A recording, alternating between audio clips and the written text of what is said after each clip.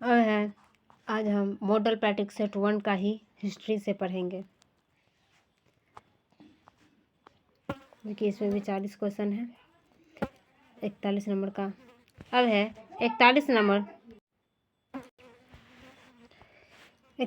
Question है कि Angkor Wat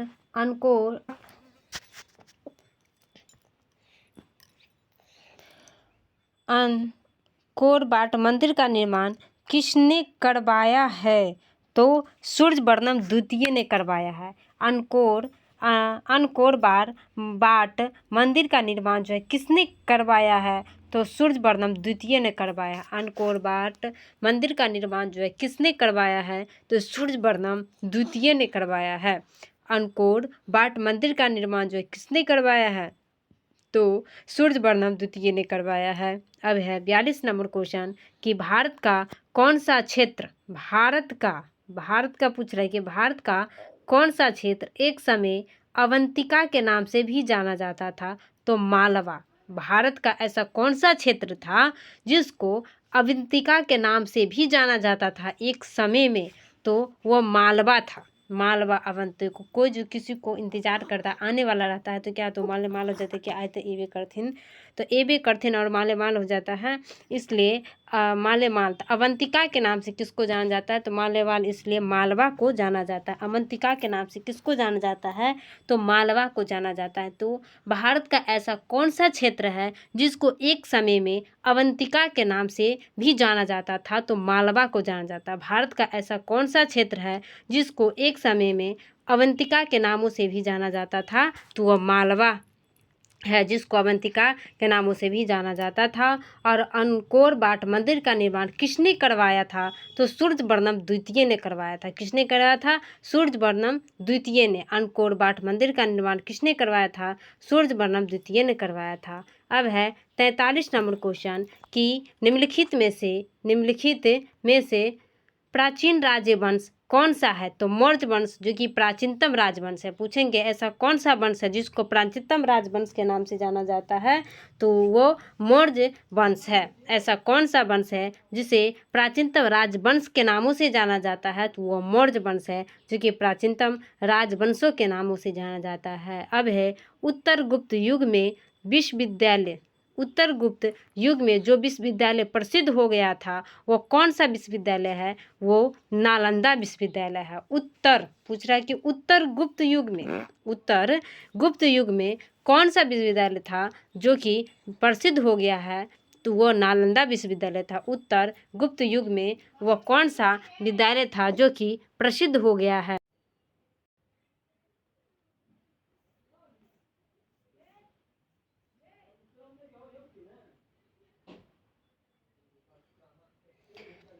प्राचीनतम राजवंशों के नाम से किस वंश को जाना जाता है? तो मौर्य वंश को जाना जाता है। प्राचीनतम राजवंशों के नाम से किस वंश को जाना जाता है? तो मौर्य वंश को। और उत्तर गुप्त युग में जो विश्वविद्यालय प्रसिद्ध हो गया था उस विश्वविद्यालय का क्या नाम है? तो नालंदा नाम है। किस युग में प्रसिद्ध हो गया था नालंदा विश्वविद्यालय? तो उत्तर गुप्त युग में। किस गुप्त युग में नालंदा विश्वविद्यालय जो प्रसिद्ध हो गया था? तो उत्तर गुप्त युग में नालंदा विश्वविद्यालय प्रसिद्ध हो गया था। अब है 45 नंबर क्वेश्चन कि खजुराहो में स्थित मंदिरों का निर्माण किसने किया है? खजुराहो में जो स्थित मंदिर है उसका निर्माण किसने किया था? तो चंदेल राजपूत ने किया था। खजुराहो में जो स्थित मंदिर है उसका निर्माण किसने किया था? तो चंदेल राजपूत ने किया था। खजुराहो में जो स्थित मंदिर है उसका निर्माण किसने किया था? तो चंदेल राजपूत ने किया था। खजुराहो में जो स्थित मंदिर है उसका निर्माण किसने किया था? तो चंदेल राजपूत ने किया था। और 46 नंबर क्वेश्चन है कि चार संवतों का आरंभ कालक्रम में कौन सा सही है? तो शक है, इसके बाद गुप्त है, इसके बाद हिजरी है, इसके बाद ग्रेगोरियन है। इसके बाद क्या है? ग्रेगोरियन है।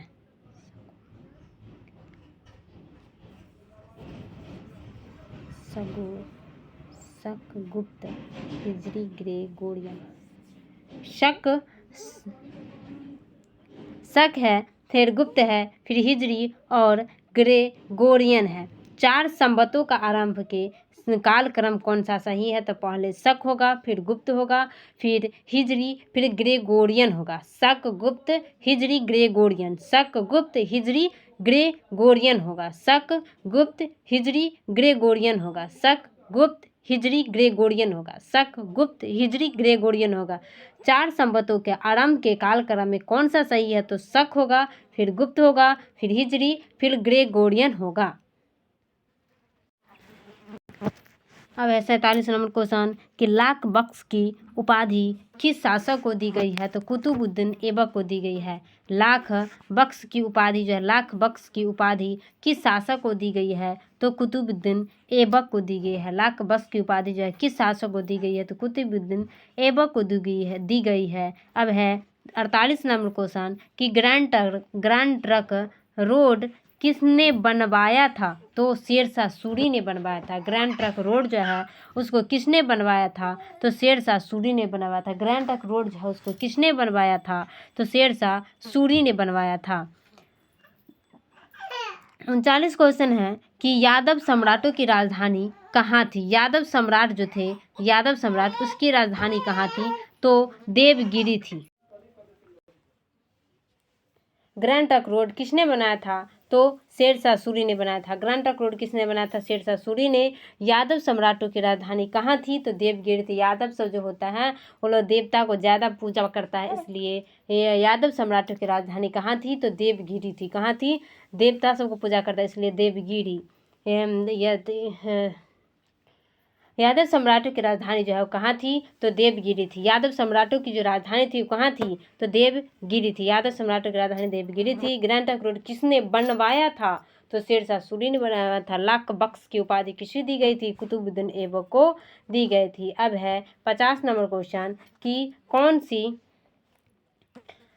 सी संधि पेशवा बाजीराव द्वितीय के स्वतंत्र अस्तित्व को समाप्त कर दिया? तो बेसिन की संधि ने समाप्त कर दिया था। कौन सी संधि थी जो कि पेशवा बाजीराव द्वितीय के स्वतंत्र अस्तित्व को समाप्त कर दिया था? तो बेसिन की संधि ने समाप्त कर दिया था। कौन सी संधि ने पेशवा बाजीराव द्वितीय के स्वतंत्र अस्तित्व को समाप्त कर दिया था? तो बेसिन की संधि ने कर दिया गया था। बेसी जो कोई चीज़ डाल देगा तो उसको बसे बाजीराव द्वितीय ने, इसलिए बसे बेसिन की संधि ने। बसे बाजीराव द्वितीय और बसे बेसिन की संधि ने। तो कौन सी संधि ने पेशवा बाजीराव द्वितीय की स्वतंत्र अस्तित्व को समाप्त कर दिया था? तो बेसिन के संधि ने समाप्त कर दिया था।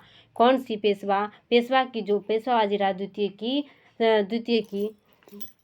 स्वतंत्र अस्तित्व को कौन सा संधि समाप्त कर दिया था? तो बेसिन की संधि जो है समाप्त कर दिया था। अब है 51 नंबर क्वेश्चन कि ब्रिटिश सरकार ने भारत पर सीधे शासन करना कब आरंभ किया था? तो प्लासी के युद्ध के बाद किया था। ब्रिटिश सरकार ने भारत पर सीधे शासन करना कब आरंभ किया था? तो प्लासी के युद्ध के बाद किया था। ब्रिटिश सरकार जो थे वो भारत पर सीधे शासन करना जो है कब आरंभ कर दिया था? तो प्लासी के युद्ध के बाद जो है आरंभ कर दिया था। ब्रिटिश सरकार भारत पर सीधे शासन करना कब आरंभ कर दिया था? तो प्लासी के युद्ध के बाद जो है ब्रिटिश सरकार भारत पर सीधे शासन करना जो कि आरंभ कर दिया था। अब है 52 नंबर क्वेश्चन कि निम्नलिखित में से किसके द्वारा बंगाल का अस्थाई मालगुजारी बंदोबस्त शुरू किया गया था? तो कॉर्नवालिस के द्वारा शुरू किया गया था। किसके द्वारा शुरू किया गया था? कॉर्नवालिस के द्वारा। किसके द्वारा बंगाल का अस्थाई अस्थाई मालगुजारी बंदोबस्त शुरू किया गया था? तो कॉर्नवालिस के द्वारा शुरू किया गया था। बंगाल का अस्थाई मालगुजारी बंदोबस्त जो है किसके द्वारा शुरू किया गया था? तो कॉर्नवालिस के द्वारा शुरू किया गया था। किसके द्वारा शुरू किया गया था? तो कॉर्नवालिस के द्वारा शुरू किया गया था।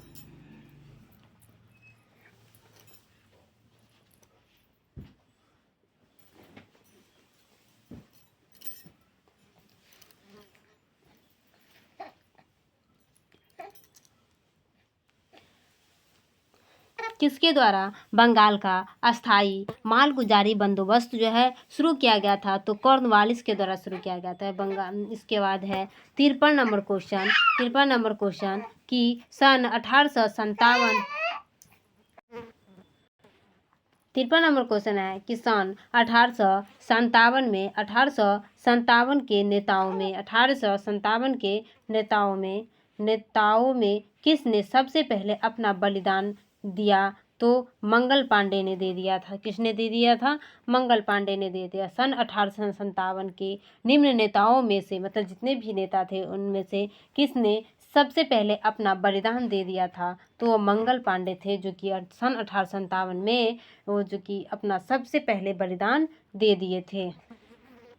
अब है 54 नंबर क्वेश्चन, 54 नंबर क्वेश्चन कि महात्मा गांधी के बंदी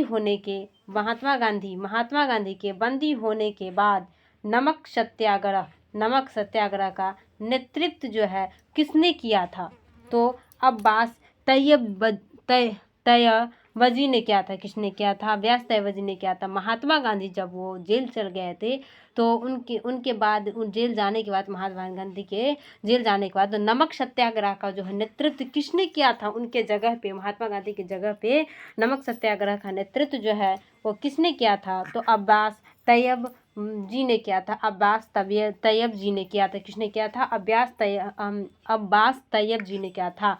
अब्बास तैयब जी ने किया था। महात्मा गांधी जब बंदी हो गए थे तो उनके बंदी होने के बाद नमक सत्याग्रह का नेतृत्व किसने किया था? तो अब्बास तैयब जी ने किया था। किसने किया था? अब्बास तैयब जी ने किया था। अब है 55 नंबर क्वेश्चन कि निम्नलिखित में से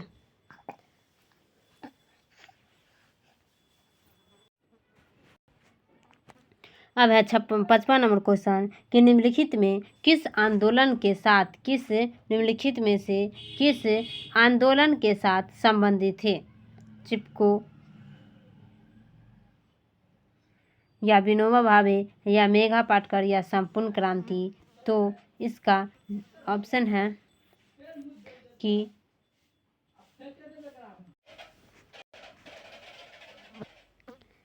देखिए यहाँ 55 नंबर क्वेश्चन है कि आंदोलन के साथ संबंधित थे। तो ऑप्शन है 2, डी मतलब पहला है भूदान आंदोलन, इसके बाद सी नर्मदा बचाओ आंदोलन, इसके बाद है ए जो कि चिपको आंदोलन, इसके बाद है बी जो कि संपूर्ण क्रांति है। तो इसको इस प्रकार से हम समझेंगे कि पहले डी है। तो डी में कौन सा आंदोलन है? जो कि भूदान आंदोलन। कौन सा आंदोलन है? तो भूदान आंदोलन है। इसके बाद है सी में नर्मदा बचाओ आंदोलन है। कौन सा आंदोलन है?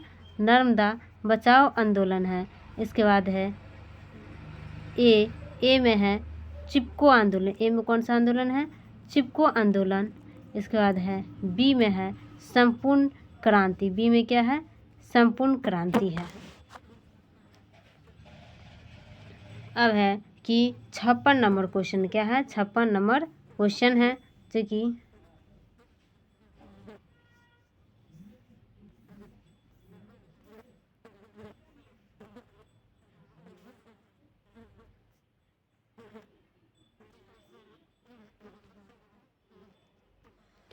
56 नंबर क्वेश्चन है कि सत्याग्रही एम के गांधी का सत्याग्रह करने के लिए सबसे पहले कब जेल हुई थी? तो 1908 ईस्वी में हुई थी। कब हुई थी? 1908 ईस्वी में। सत्याग्रही जो थे एम के गांधी का सत्याग्रह करने के लिए सबसे पहले कब जेल हुई थी? तो 1908 ईस्वी में हुई थी। कहने का अर्थ है कि एम के गांधी को जो है सबसे पहले कब जेल हुई थी? तो 1908 ईस्वी में हुई थी। एम के गांधी को जो है सबसे पहले कब जेल हुई थी? तो 1908 ईस्वी में जेल हो गई थी। कब जेल हो गई थी? 1908 में, जो कि सबसे पहले महात्मा गांधी जेल गए हुए थे। अब है कि चीन ने सिविल सेवा परीक्षाएं कब आरंभ की थी? तो सन 206 ईस्वी में की थी। चीन जो है सिविल सेवा परीक्षाएं कब आरंभ की थी? तो सन 206 ईस्वी में आरंभ की थी। चीन जो है सिविल सेवा परीक्षाएं जो है कब आरंभ की थी? तो सन 206 ईस्वी में आरंभ की थी। चीन ने सिविल सेवा परीक्षाएं जो है कब आरंभ की थी? सन 206 ईस्वी में आरंभ की थी। चीन ने सिविल सेवा परीक्षाएं जो है कब आरंभ की थी? तो सन 206 ईस्वी में आरंभ की थी।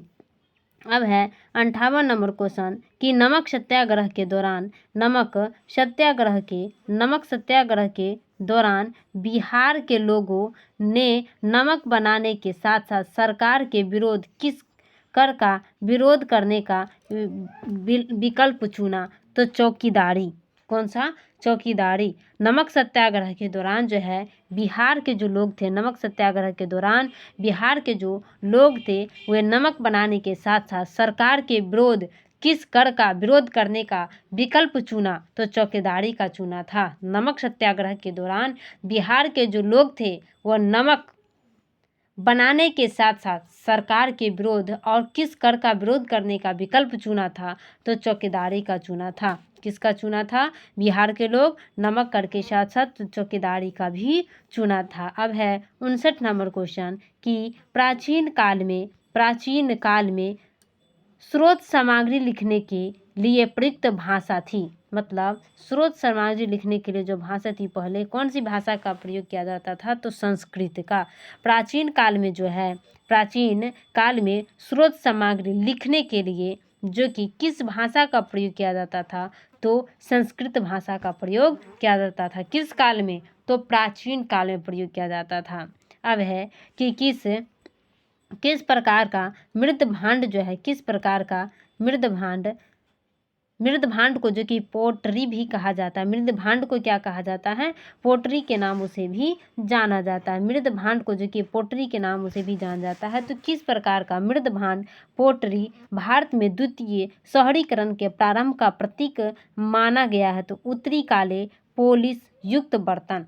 किस प्रकार का मृदभांड पोटली भारत में द्वितीय शहरीकरण का प्रारंभ का प्रतीक माना गया है? तो उत्तरी काले पोलिश युक्त बर्तन को माना गया है। उत्तरी काले पोलिश युक्त बर्तन को माना गया है। मृदभांड जिसे पोटली भी कहा जाता है वह भारत में द्वितीय शहरीकरण का प्रारंभ का प्रतीक माना गया है, जो कि उत्तरी काले पोलिश युक्त बर्तन को माना गया है। मृदभांड पोटरी भारत में द्वितीय शहरीकरण के प्रारंभ का जो प्रतीक माना गया है वो उत्तरी काले पोलिश युक्त बर्तन को माना गया है। अब है 61 नंबर क्वेश्चन कि निम्नलिखित में से वह व्यक्ति कौन है जिसका नाम देवनाम प्रियदर्शनी भी था? तो मौर्य के राजा अशोक था, जिसको देवनाम प्रियदर्शनी के नाम से भी जाना जाता है। पूछेंगे कि देवनाम प्रियदर्शनी के नाम से किसे जाना जाता है? तो मौर्य के जो राजा थे अशोक, उसको जाना जाता था। अशोक को मौर्य काल के जो राजा थे, मौर्य वंश के जो राजा थे अशोक को जाना जाता था कि देवनाम प्रियदर्शनी के नामों से जाना जाता था। पूछेंगे कि देवनाम प्रियदर्शनी के नामों से किसे जाना जाता है? तो अशोक को जाना जाता है। जो कि देवता सबका जो पूजा पाठ होता है उसमें अशोक पेड़ का पौधा का जो ये सजावट के लिए प्रयोग किया जाता है, इसलिए देवनाम प्रियदर्शनी के नामों से किसको जाना जाता है? तो मौर्य के राजा अशोक को जाना जाता है। किस वंश के राजा थे अशोक? तो मौर्य वंश के राजा थे, जिसको देवनाम प्रियदर्शनी के नाम से जाना जाता है। अब है 62 नंबर क्वेश्चन कि भारतीय नेपोलियन की उपाधि किसे दी गई है? तो समुद्रगुप्त को दी गई। किसे दी गई है? तो समुद्रगुप्त को दी गई है। भारतीय नेपोलियन की जो उपाधि है वो किसे दी गई है? तो समुद्रगुप्त को दी गई है।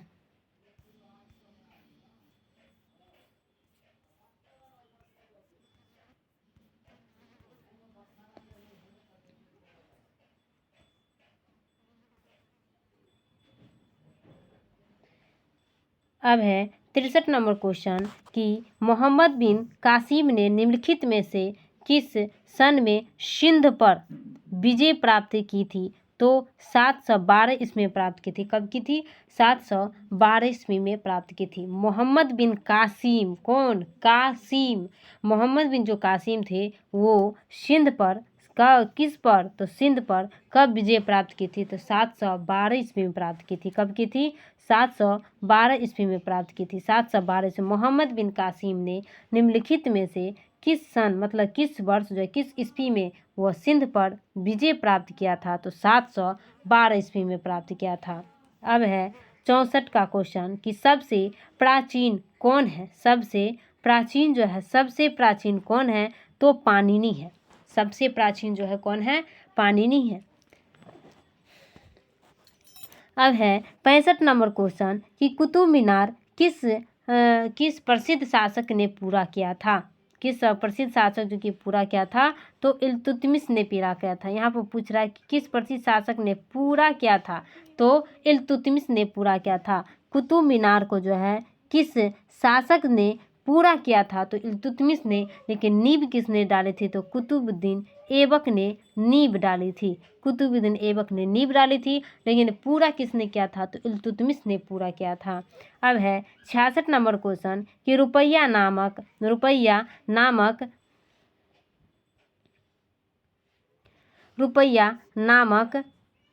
नया सिक्का पहली बार किसने जारी किया था? तो शेरशाह सूरी ने जारी किया था। रुपया नाम का सिक्का जो है पहली बार की बात कर रहा है कि पहली बार जो किसने जारी किया था? तो शेरशाह सूरी ने जारी किया था। रुपया नामक जो सिक्का है वह पहली बार किसने जारी किया था? तो शेरशाह सूरी ने जारी किया था। रुपया नामक जो सिक्का है उसको पहली बार किसने जारी किया था? तो शेरशाह सूरी ने जारी किया था। अब है 67 नंबर क्वेश्चन कि अजंता के अनेक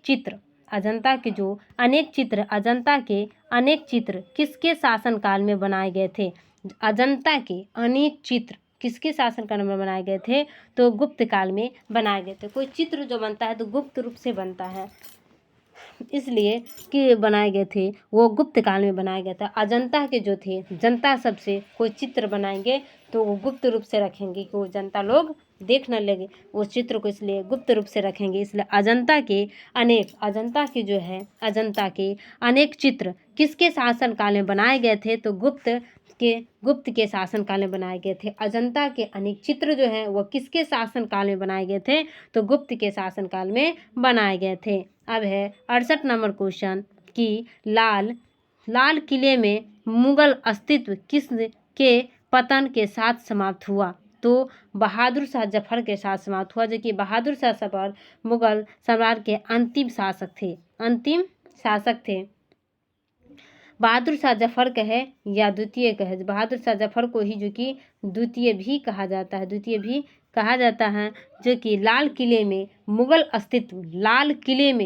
अस्तित्व किसके पतन के साथ समाप्त हुआ था? लाल किले में मुगल का जो अस्तित्व है वो किसके पतन हो, मतलब ऐसा कौन था जिसके पतन होने के बाद ही उसका अस्तित्व भी पतन हो गया? तो बहादुर शाह जफर था। कि लाल किले में मुगल अस्तित्व किसके पतन के साथ समाप्त हुआ? तो बहादुर शाह जफर के। लाल किले में मुगल अस्तित्व जो है किसके पतन के साथ समाप्त हुआ? तो बहादुर शाह जफर के पतन के साथ जो कि समाप्त हो गया। अब है 69 नंबर क्वेश्चन कि राज्य अपहरण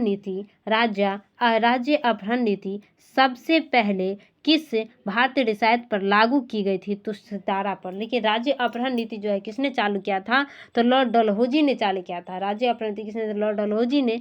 लेकिन आप पूछ रहा है कि राज्य अपहरण नीति जो चलाया गया था वो सबसे पहले वह किस भारतीय रियासतों पर लागू की गई थी? तो सितारा पर लागू की गई थी। किस पर लागू की गई थी? सतारा पर लागू की। किस पर लागू की गई थी? सतारा पर लागू की गई थी। राज्य अपहरण नीति जो है वो सबसे पहले किस भारतीय रियासत पर लागू की गई थी? राज्य अपहरण नीति तो सतारा पर लागू की गई थी। राज्य अपहरण नीति जो है सबसे पहले किस भारतीय रियासत पर लागू की गई थी? तो सतारा पर लागू की गई थी। अब है कि 1857 का विद्रोह किसने शुरू किया था? 1857 का जो विद्रोह है वो किसने शुरू किया था? तो सिपाहियों ने शुरू किया था। 1857 का विद्रोह किसने शुरू किया था? सिपाहियों ने शुरू किया था। लेकिन 1857 का जो विद्रोह हुआ था उसमें जो कि सबसे पहले कौन नेता थे जो कि बलिदान दे दिए थे? तो मंगल पांडे थे, जो कि वो बलिदान दे दिए थे। किसने शुरू किया था? तो सिपाहियों ने शुरू किया था। अब है 71 नंबर क्वेश्चन कि कांग्रेस का वह अधिवेशन कहाँ पर हुआ जिसमें उसके उद्देश्य के रूप में भारत के लिए पूर्ण स्वराज प्राप्त करने का प्रस्ताव स्वीकार किया गया था। मतलब कांग्रेस का वह अधिवेशन कहाँ पर हुआ था जिस अधिवेशन में उद्देश्य के रूप में पूर्ण स्वराज प्राप्त करने का प्रस्ताव भी स्वीकार कर लिया गया था। मतलब उद्देश्य के साथ साथ उसने क्या किया था कि पूर्ण स्वराज का जो है वो प्रस्ताव भी क्या किया था, वो स्वीकार कर लिया था। तो वह अधिवेशन जो है कहाँ पर हुआ था,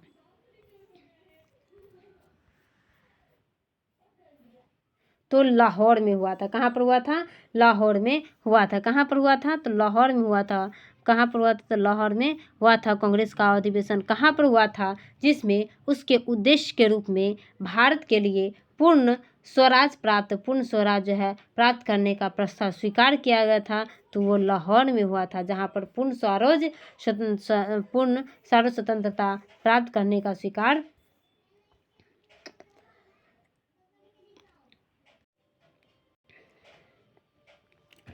प्राप्त कर लिया गया था। तो लाहौर में जो कि वह अधिवेशन हुआ था जहां पर कांग्रेस अपने उद्देश्य के साथ साथ जो है पूर्ण स्वराज के प्रस्ताव भी स्वीकार कर लिया था। तो पूछेंगे कि पूर्ण स्वराज का प्रस्ताव जो है कांग्रेस जो है किस अधिवेशन में, मतलब कहाँ पे या किस अधिवेशन में स्वीकार कर लिया था, तो लाहौर अधिवेशन में स्वीकार कर लिया था। अब है कि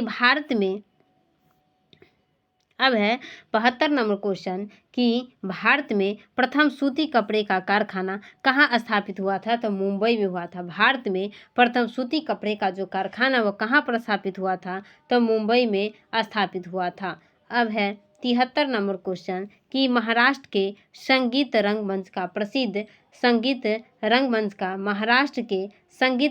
का प्रसिद्ध लोक रूप में कौन सा है, तो लावनी है, जो कि कहाँ का है, तो महाराष्ट्र का लोक नृत्य है।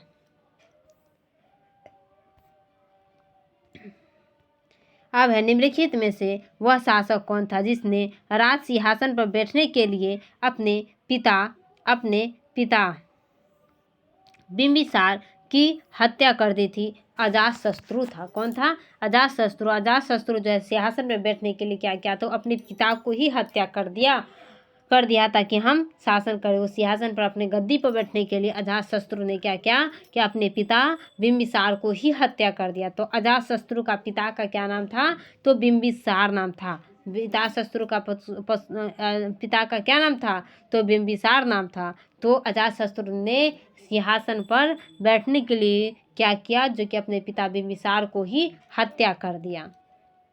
अब है 75 नंबर क्वेश्चन कि अशोक तृतीय बौद्ध प्रसिद्ध कहाँ बुलाई थी, तो पाटलिपुत्र में बुलाई थी। अशोक जो है राबे पाकू अकाग,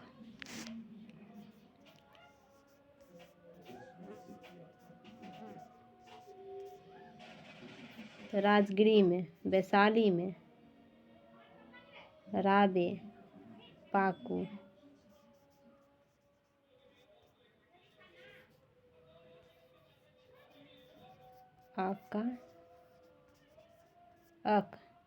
तो राजगिरी में हुआ था जो कि अजातशत्रु के शासनकाल में। वैशाली में हुआ था जो कि कालाशोक के शासनकाल में। पाटलिपुत्र में जो कि अशोक के शासनकाल में। कुंडग्राम वैशाली में जो कि अशोक के शासनकाल जो कि पाटलिपुत्र अशोक है ना, पाटलिपुत्र अशोक। तो तृतीय बौद्ध संगति हुआ था। तो अशोक ने तृतीय प्रसिद्ध बौद्ध संगति जो कराई थी वो पाटलिपुत्र में कराई थी। कहाँ पर कराई थी, तो पाटलिपुत्र में कराई थी। कहाँ पर कराई थी, अशोक ने तृतीय बौद्ध परिषद कहाँ बुलाई थी, तो पाटलिपुत्र में। अब है भगवान बुद्ध की सबसे ऊंची प्रतिमा, भगवान बुद्ध की जो है सबसे ऊंची प्रतिमा कहाँ स्थापित की गई थी, तो बामियान में की गई थी। कहाँ पर की गई थी, बामियान में की गई थी। बामियान में की गई थी। बामियान में की गई थी। भगवान बुद्ध की जो है सबसे ऊंची प्रतिमा जो है वह कहाँ पर स्थापित की गई थी, तो बामियान में स्थापित की गई थी। भगवान बुद्ध की सबसे ऊंची प्रतिमा जो है वो कहाँ पर स्थापित की गई थी, तो बामियान में स्थापित की गई थी। कहाँ पर, तो बामियान में स्थापित की गई थी। अब है शेरशाह की महानता का घोतक क्या है। शेरशाह की महानता का घोतक क्या है, तो प्रशासनिक सुधार है। क्या है, प्रशासनिक सुधार है। शेरशाह की महानता का घोतक जो है क्या है, तो वह प्रशासनिक सुधार है। शेरशाह का महानता का घोतक क्या है, तो प्रशासनिक सुधार है। शेरशाह का महानता का घोतक क्या है, तो प्रशासनिक सुधार है। अब है 78 नंबर क्वेश्चन कि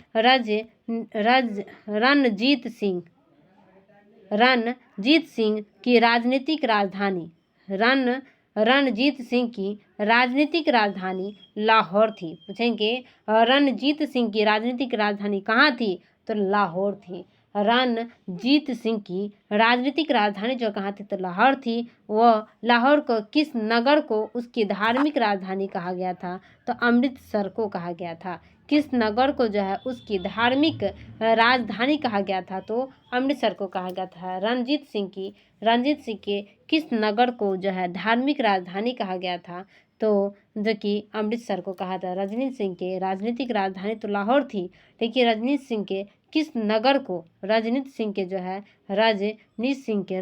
के किस नगर को उसकी धार्मिक राजधानी कहा गया था, तो अमृतसर को कहा गया था। जहाँ धार्मिक कार्य होगा वहाँ अमृत बरसेगा, अमृतसर को कहा गया था। अब है 79 नंबर क्वेश्चन कि भारत में अंग्रेजों ने अपना पहला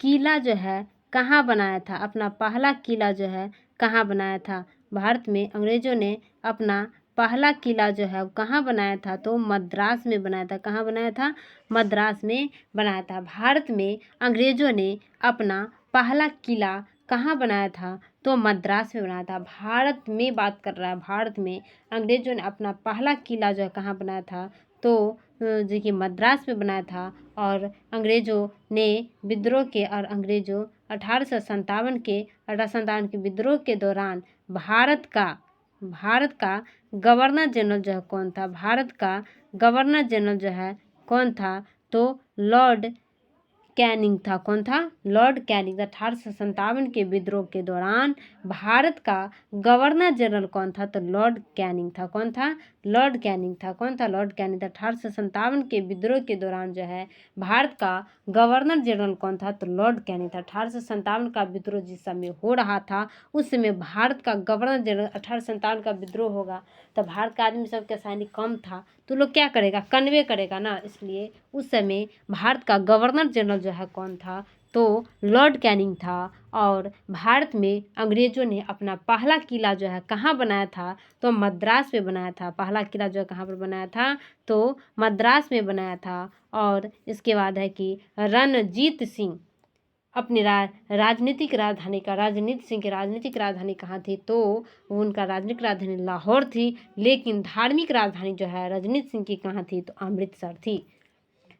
शेरशाह सूरी की महानता का घोतक क्या है, तो प्रशासनिक सुधार। यही शेरशाह सूरी का महानता का घोतक है। अब हम नेक्स्ट वीडियो में ज्योग्राफी पढ़ेंगे जो कि मॉडल पेपर 1 का ही है।